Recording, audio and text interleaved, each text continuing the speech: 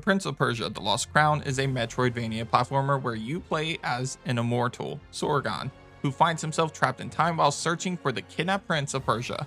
Full disclosure, I'm fairly new to MetroidVania games as I've only played a few of them up until now, and I'm even more of a noob when it comes to the Prince of Persia series, as this is my first introduction to the franchise.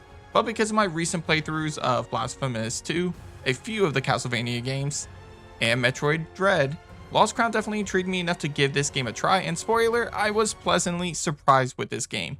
As always, let's start with the gameplay. As I said earlier, The Lost Crown is a Metroidvania game, which means it takes a lot of inspiration from Metroid and Castlevania.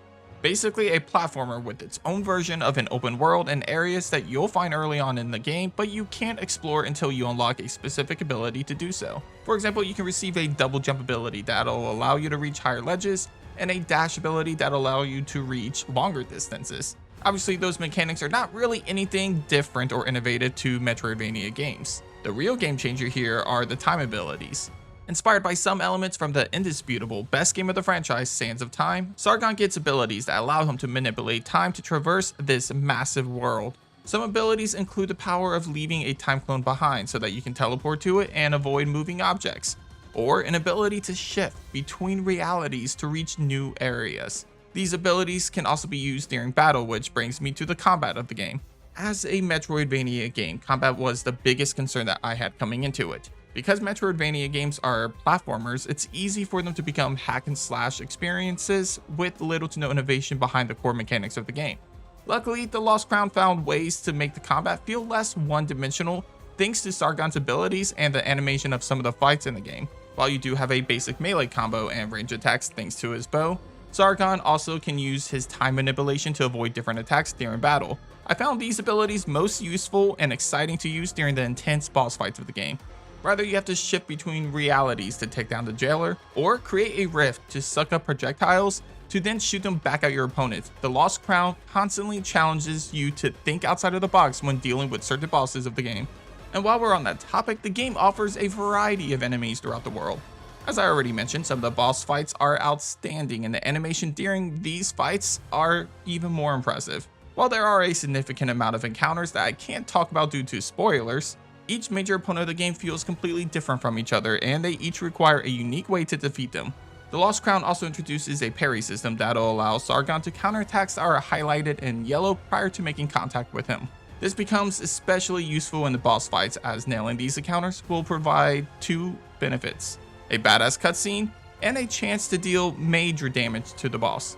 One other plus comes from the exploration in the world of The Lost Crown. While the main game probably would have taken me around 12 to 14 hours to complete, I kept finding myself fascinated by the world of The Lost Crown. As I received a new ability, I found myself wanting to explore every single area that this ability granted me access to, therefore allowing me to find some really cool collectibles and side quests, some of which included solving difficult puzzles that required Sargon to use his different abilities to solve, while others tested your combat skills in the form of mini-bosses and hordes of enemies. And because of how massive the map was, I would find myself distracted for hours exploring new areas and interacting with unique characters like this pirate and his treasure-seeking bird. The game even offered a way to track new areas to explore by giving you memory tokens that could be spent to take a screenshot and mark it on your map so that you knew where to come back to when you had the right ability to use. There were, of course, some issues with the gameplay, but most were minor, and I'll cover those later in the video when I get to the negatives for the game. The story of The Lost Crown follows Sargon, one of 7 immortals who are essentially the protectors of Persia. Near the start of the game, the prince is kidnapped and brought to a cursed city in which time flows differently. While there, Sargon battles mythical creatures, alternate versions of himself, and even undead monsters. There are a lot of different twists and turns in the game, so trying to completely discuss the pros and cons of the story will be difficult, but I'll do as much as I can without diving into spoiler territory.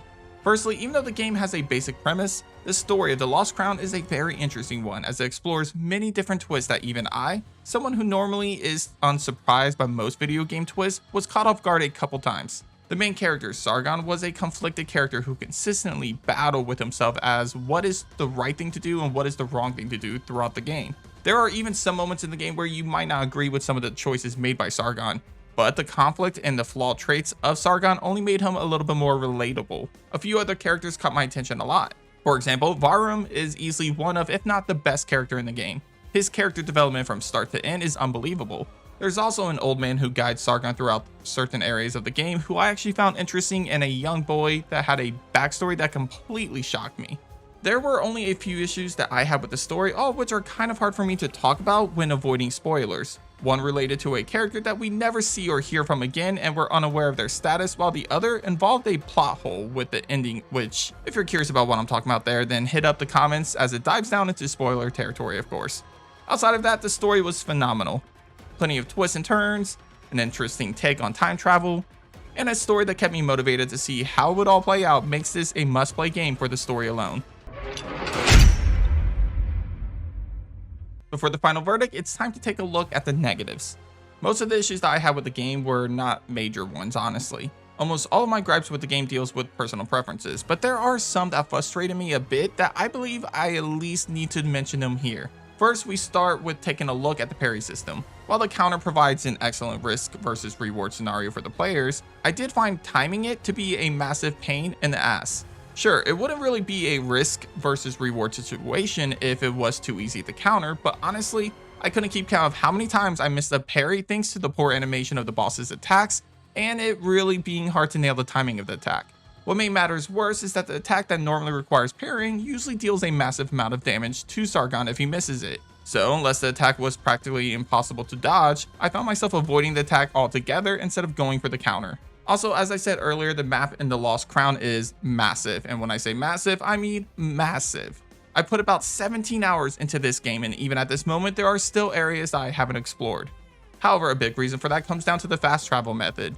While the Lost Crown does provide a fast travel system, it can only be done in specific areas. To make things even more difficult to get around faster, there are only a few fast travel locations throughout the map. Usually, you'll probably see one or maybe two fast travel locations per each major area on the map. So if you're like me and you found yourself exploring a lot prior to the end game, then you'll find yourself having to backtrack a lot to get to the nearest teleportation spot in order to get around this giant world. Also, there were two issues I had with the overall performance of the game. I played this game on my PlayStation 5, so for the most part the game ran smoothly. With that being said, I did have a few moments where the game froze during conversations with specific characters, as well as freezing while looking at the save points I had on my map.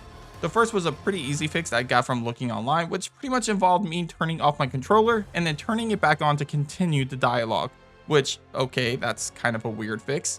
However, the second issue was the one that really frustrated me. About 5, maybe 6 times during my playthrough of the Lost Crown, the game froze on me when I was trying to look at a save point on my map after completing some objectives. The issue here is that the game only autosaves at certain points, and since I hadn't gotten to a whack-whack tree in a while, I found myself having to explore certain areas all over again due to this technical issue that basically resulted in me having to close the game completely.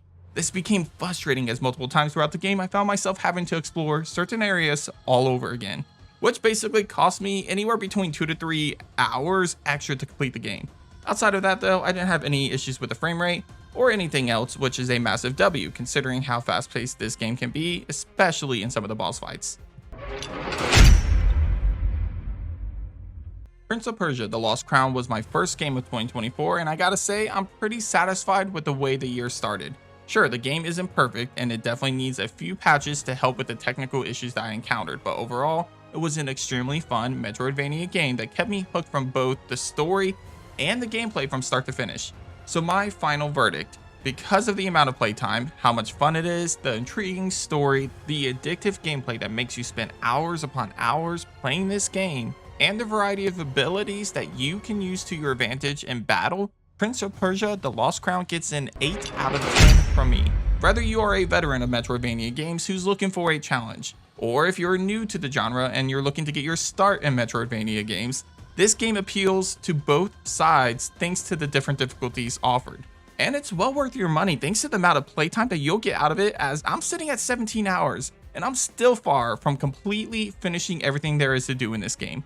But that does it for this episode of Nerdspace Games. If you played the game already, let me know what you think of The Lost Crown. Anyway, if you haven't already, be sure to subscribe to my channel if you enjoy my content, and leave a like on today's video. But as always, I'll catch you guys on the next episode of Nerdspace Games. Take care.